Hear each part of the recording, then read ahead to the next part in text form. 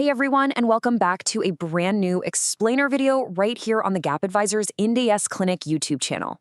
I am so pumped you're tuning in today because we've got a seriously fascinating accounting breakdown to get into. If you're the kind of person who loves dissecting financial statements, really making sure every single line item aligns perfectly with the standards, you are absolutely in the right place. Today, we're putting on our detective hats and decoding a very specific real-world case involving prepayment premiums. Let's get into it. Okay, so here's our roadmap for this explainer. We'll start with our welcome and ground rules, then look at the real-world observation, move on to decoding Ind AS 109, hit the accounting verdict, explore expert solutions and resources, and finally, connect and subscribe. Section 1, Welcome and Ground Rules. Before we dive in, just a couple of quick ground rules. The views we're discussing today, they are purely the personal views of the author, so they aren't legally binding on anyone. You definitely want to seek out a qualified expert before you take any action or, hold off on any action based on what we cover here. Also, for the parameters of our analysis, our functional and presentation currency is the Indian rupee, so anything else is considered foreign currency. And, as standard, our reporting period runs from April 1st through March 31st. Okay, let's look at the actual case. Section 2. The real-world observation. All right, let's walk onto the scene of the crime, so to speak. This case study comes from a suo motu, totally independent review of a listed company's published Ind AS financial statements. The team at GAAP Advisors actually downloaded and reviewed this directly. Now, what's literally jumping off the page here is what the company reported. If you zoom in on Note 26, right under Fees and Commission Income, look at item number 1, Prepayment Premium on Loans. For the year ending March 31st, 2020, this company explicitly reported 79.58 crore in prepayment premiums. That's a massive number. And they categorized it simply as revenue from contracts with customers, just basic fee and commission income. So that brings us to the $1 million, or rather the 80 crore question. When a company pulls in almost 80 crore in prepayment premiums and just lumps it directly into fees and commission income, is that actually the correct treatment under Ind AS 109 for financial instruments? I mean, really think about it for a second. If you were auditing this, would you sign off on it? Section 3, Decoding IAS 109. To figure this out, we've got to decode the rulebook. The whole thing hinges on Appendix A of Ind AS 109, which defines the effective interest rate, or EIR. The standard essentially says the EIR is the specific rate that exactly discounts your estimated future cash flows, receipts or payments, over the expected life of the asset down to its gross carrying amount. And here's the kicker. When you're calculating that rate, you have to estimate your cash flows by looking at all the contractual terms. That specifically includes prepayment options. So the calculation has to rope in all fees, transaction costs, and yes, all premiums, meaning prepayment premiums, at least on an estimated basis, are inherently baked into that effective interest rate from day one. But wait, what happens when reality throws a curveball and doesn't match those initial estimates? Well, the crucial point is laid out clearly in paragraph B 5.4.6. This is the guidance for changes in estimated cash flows. It flat out states, if an entity revises its estimates of payments or receipts, it shall adjust the gross carrying amount of the financial asset.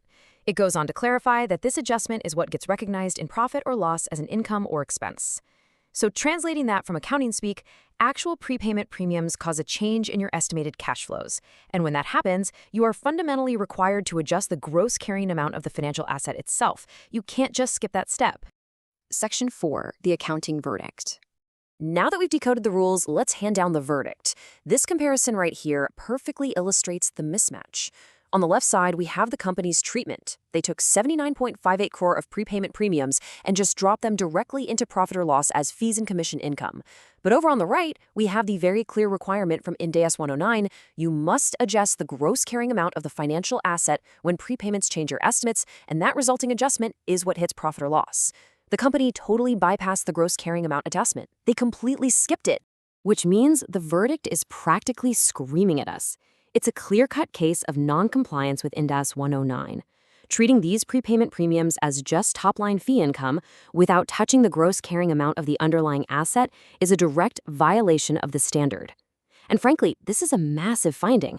Whether you're an auditor signing off on the books or an investor relying on those numbers to be accurate, this is exactly the kind of thing you need to catch. Section 5, Expert Solutions and Resources.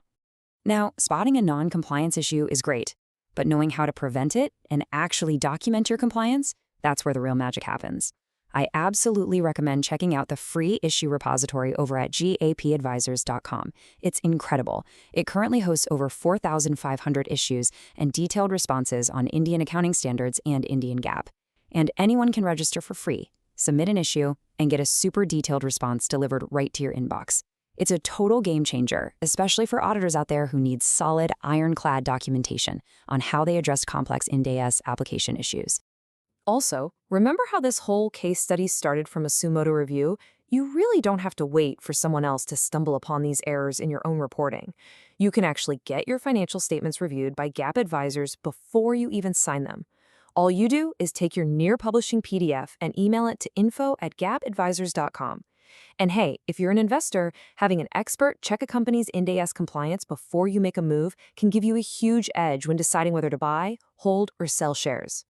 Just a quick shout out, the specific insight we broke down today was actually featured in the 209th edition of the GAAP Advisors Task Weekly newsletter. It's authored by CA Manish C. Iyer, the director of GAAP Advisors, and published right on LinkedIn. They've published over 230 editions so far, so if you're on LinkedIn, which, let's be real, you probably are, go subscribe to that newsletter for free so you don't miss out on these weekly deep dives. Section 6. Connect and subscribe. As we wrap things up today, there are a couple more ways to keep leveling up your knowledge. If you're wrestling with a really complex, specific issue on Ind AS or IFRS, you can actually book a one-on-one consultation with the author directly from his topmate.io page. And if you want an even deeper dive into the specific observation we unpacked in this video, definitely check out the GAAP Advisors Ind AS Clinic podcast. You can find it on Spotify, Amazon, or right here on YouTube. Thank you so much for hanging out and learning with us today. If you got some value out of this explainer video, please hit that like button, drop a comment below, and subscribe to the GAAP Advisors Ind AS Clinic channel if you haven't already. And please do us a favor and share this video with your contacts, your colleagues, your audit and finance teams, and especially any students you know pursuing their CA course. Spreading accurate, real-world knowledge of Indian accounting standards is the whole reason we're here. I'm going to leave you with one final thought as you head back to your spreadsheets and audit files. We just saw firsthand how easily an 80 crore item can slip through the cracks and be misclassified. So looking at your own reporting, are your financial statements truly Ind AS compliant? Think about it. Until next time, keep analyzing, keep questioning, and I'll see you in the next explainer.